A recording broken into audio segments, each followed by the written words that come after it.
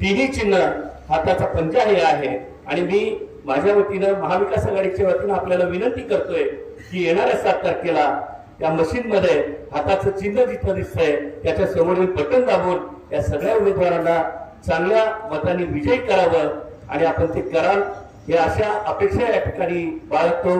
धन्यवाद। जय हिंद, जय महाराष्ट्र, जय संविधान, जय हिंद। मनपूर्वक धन्यवाद प्रवीणजी। कारण अच्छे दिन म्हणत आमच्या शेतकऱ्यांची अवस्था दीन झाली आहे।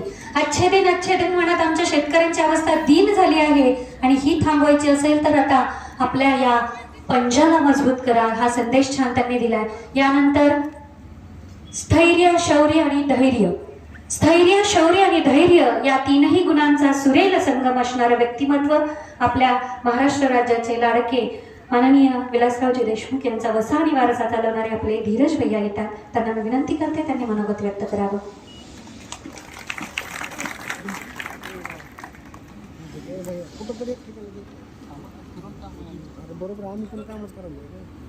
सर्वप्रथम मी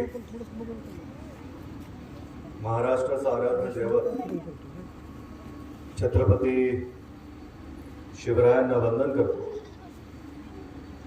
घटनेचे शिल्पकार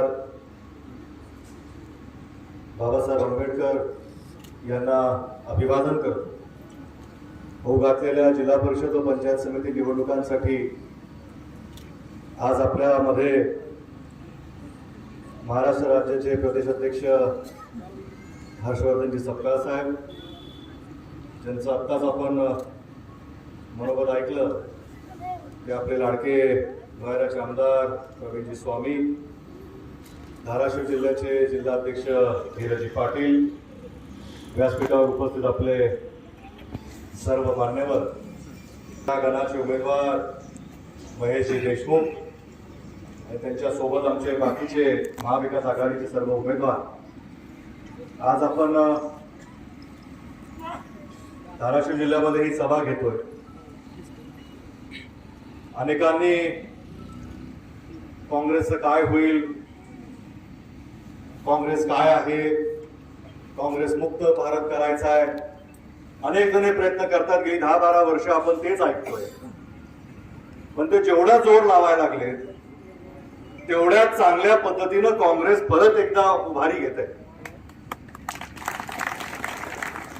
प्रत्येक निवडणुकीमध्ये, प्रत्येक प्रचारामध्ये, प्रत्येक गोष्टीमध्ये जेवढा ते काँग्रेसचा आवाज किंवा या देशामध्ये त्यांचा विचार रुजवण्याचा प्रयत्न करतायत, तेवढ्याच मोठ्या पद्धतीनं काँग्रेसचा विचार हा वाढतोय। जनसामान्यामधून तो आक्रोश जो त्याच्या मनामध्ये जो दडलेला आहे तो व्यक्त करतोय।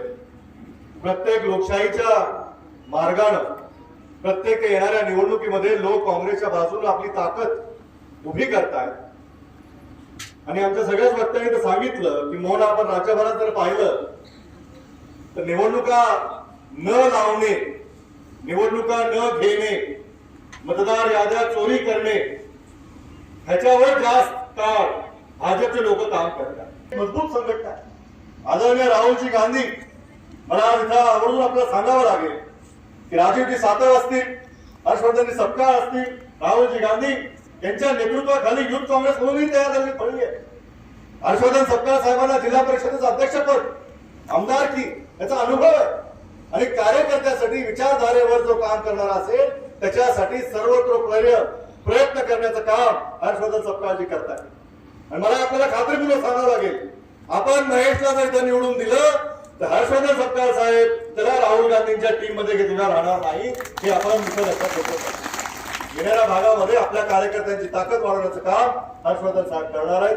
त्यांच्या विचाराखाली, त्यांच्या नेतृत्वाखाली लातूर महानगरपालिका अमित भैयाच्या नेतृत्वाखाली आणि आमच्या सर्व उमेदवाराला बहुमताने विजय करा, एवढं बोलतो आणि थांबतो। जय हिंद, जय महाराष्ट्र।